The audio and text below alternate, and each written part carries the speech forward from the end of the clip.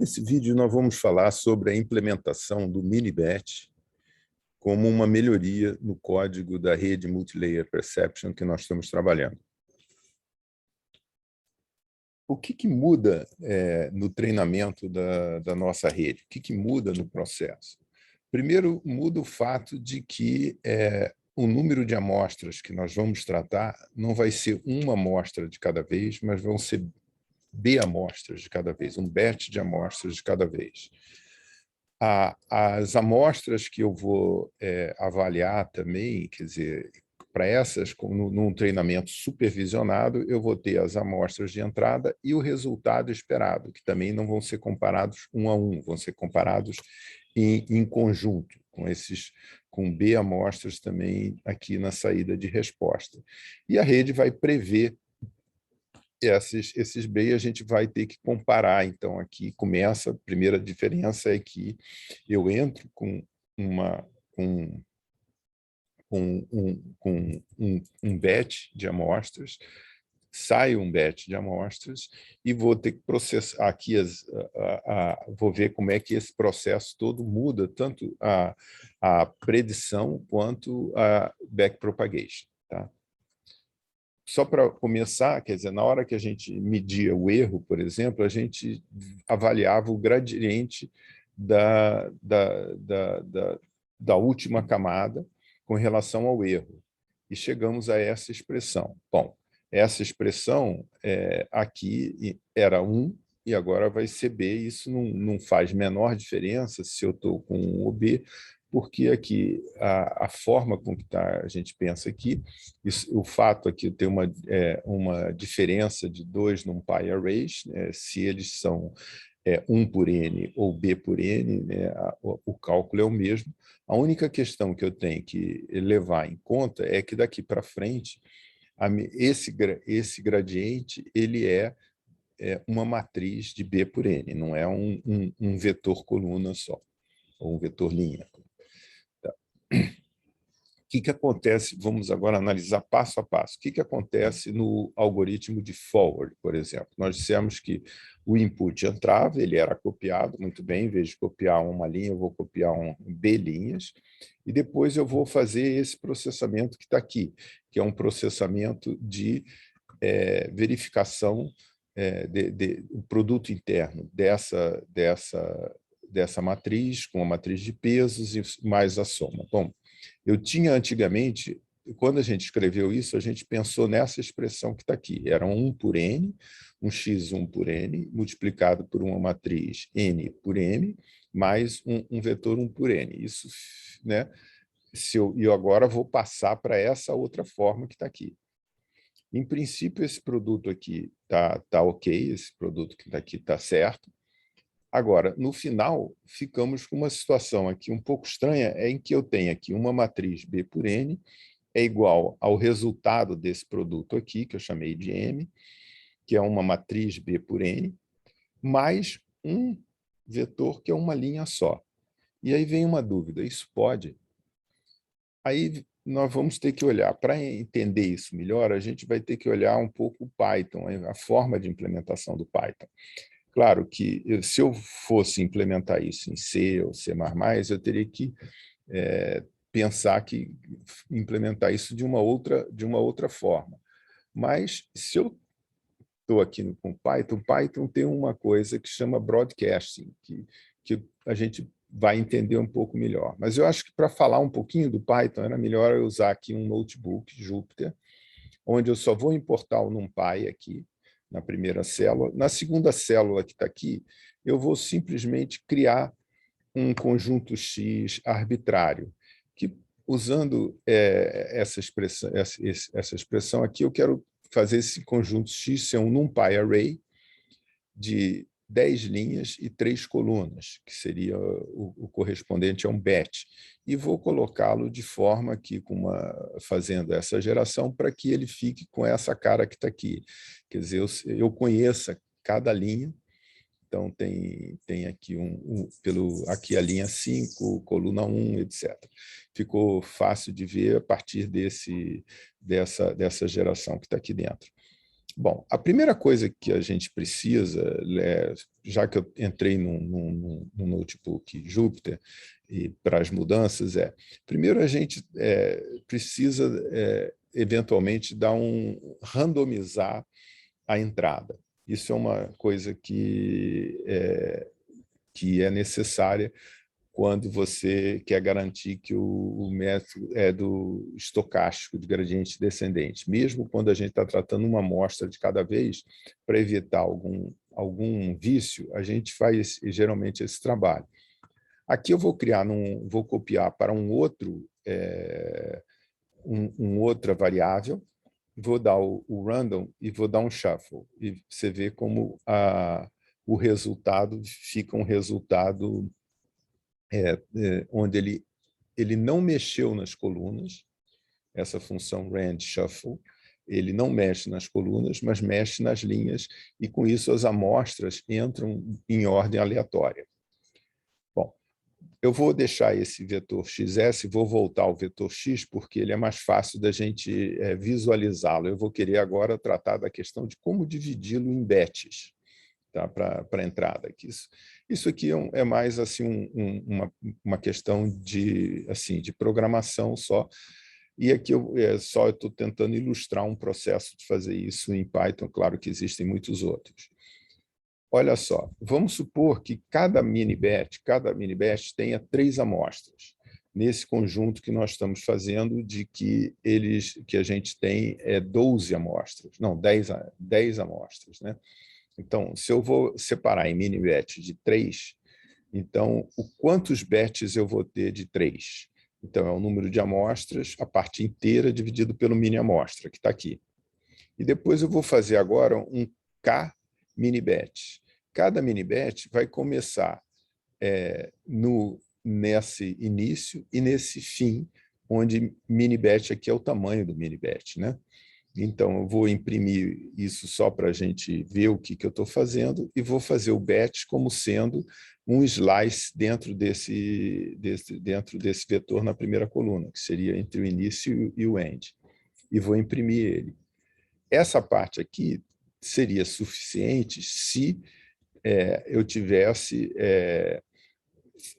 um número múltiplo exato, né? Por exemplo, aqui se eu tivesse só 9, estava tudo bem. 9 dividido por 3, o resto da divisão é 0. Mas o 12 dividido por 3, o resto da divisão é 0. Quando aqui está sendo só para eu tratar o que sobrar do vetor x, que não entrou que não conseguiu ter um tamanho 3. Tá? Então, quando esse tamanho o número de batches vezes o tamanho dos batches for menor que o número de amostras, então eu vou criar um outro batch para fazer esse que vai sair desse ponto até o final, como está aqui. Então, só para ver isso aqui então seria uma maneira de fazer com que eu transformar um vetor, uma matriz, que tinha, aqui no caso, tinha 10 linhas, perdão, em três matrizes de 3 linhas e uma matriz separada, que seriam entregues para para fazer o treinamento. Então, eu vou fazer o treinamento dessas 3 primeiras, depois as 3, etc. Então, essa é a ideia. Uma outra coisa, aqui eu vou querer criar uma coluna de uns, né, uma matriz que tem um número de amostra por 1. Então, por que eu faria? Se eu pegar agora, vou criar um vetor B qualquer, por isso vou usar essa random brand com input size. Tá, aqui tem esse vetor 04, 09, 08. Tá. Se eu fizer o produto dessa matriz linha com esse vetor, perdão, dessa matriz coluna com esse vetor linha, com essa matriz linha, eu vou ter um D que seria uma matriz onde essa linha é repetida todas as vezes, porque eu estou multiplicando sempre por 1. E aí eu poderia fazer tranquilamente aquela expressão que era calcular esse x aqui, no caso das amostras, ele tem aqui no nosso, né, ele tem essa formulação. O X original está aqui, ele tem 10 linhas, né? Tá aqui. Ele tem 10 linhas e 3 colunas. Então, eu poderia agora, com essa correção aqui de ter criado duas matrizes 10 por 3, eu poderia fazer uma operação tranquilamente entre elas.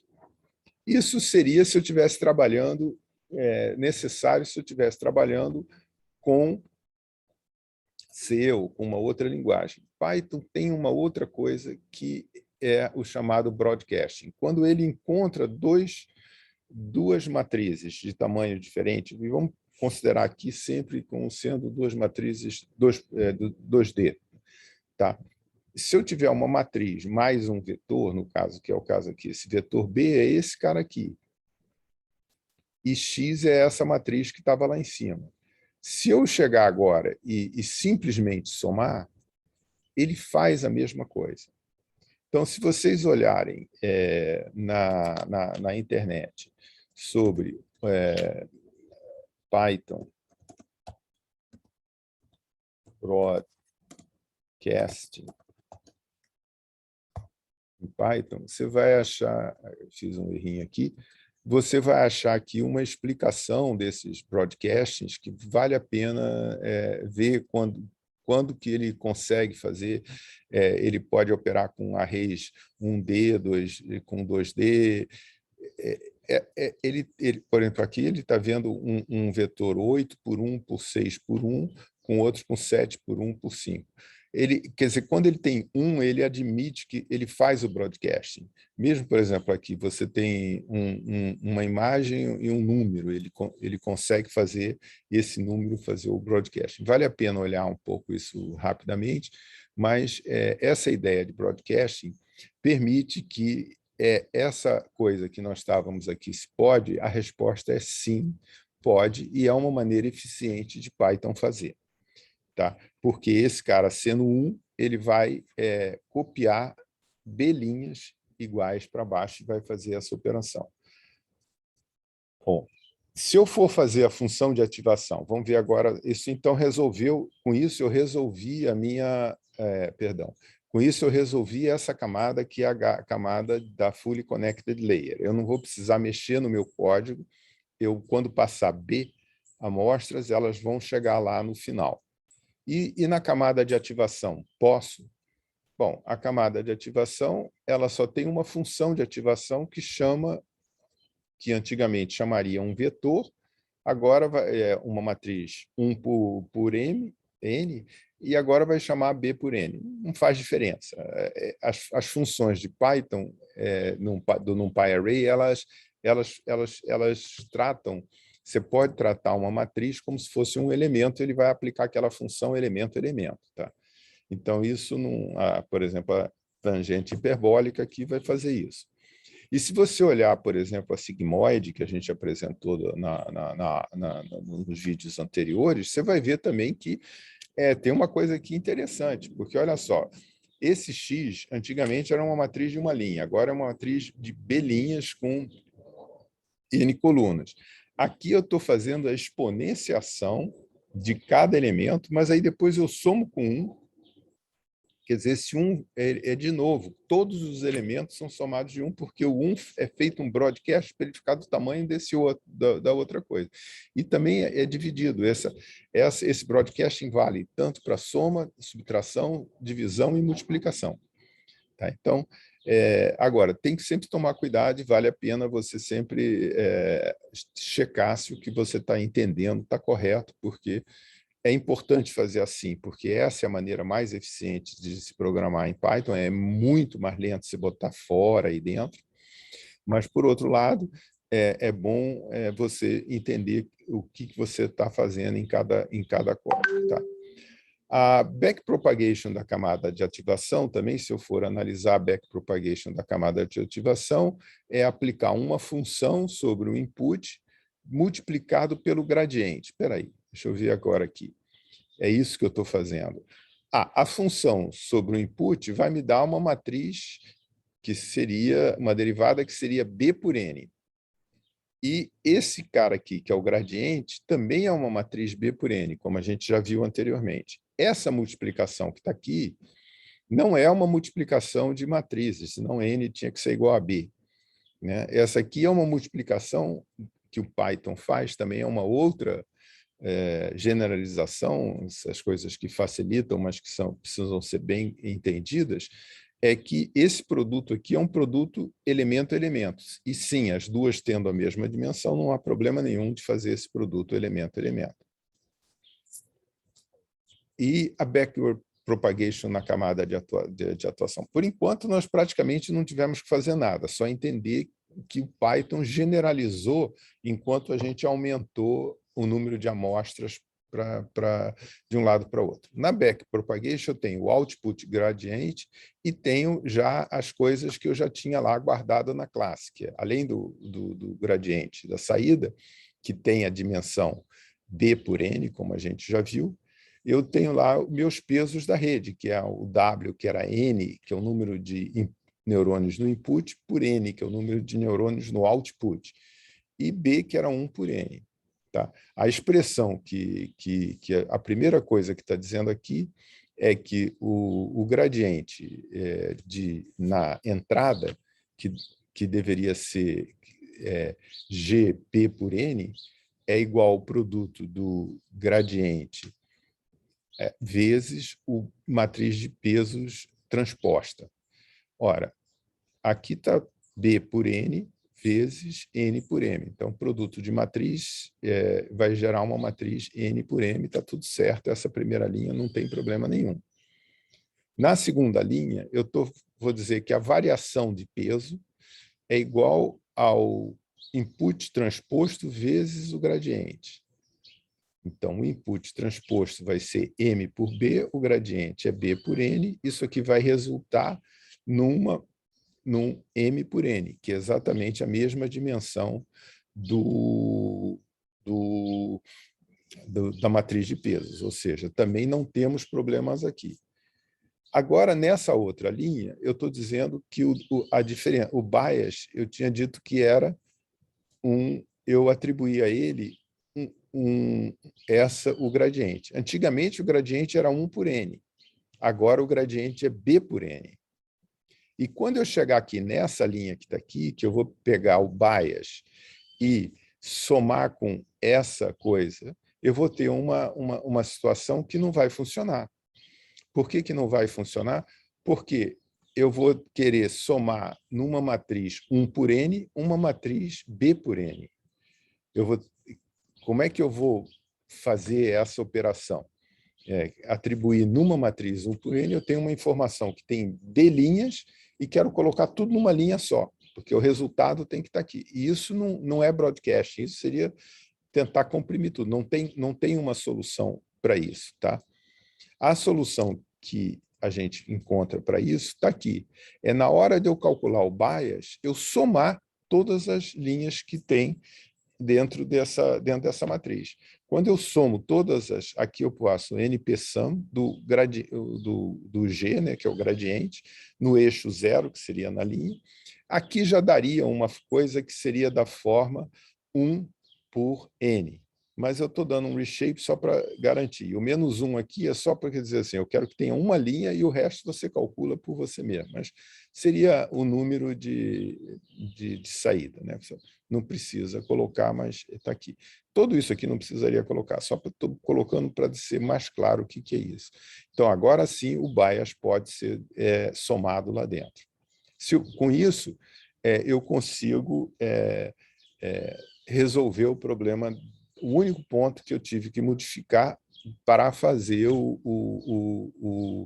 transformar o nosso processo de treinamento de uma amostra de cada vez para um processo que pode ter B amostras.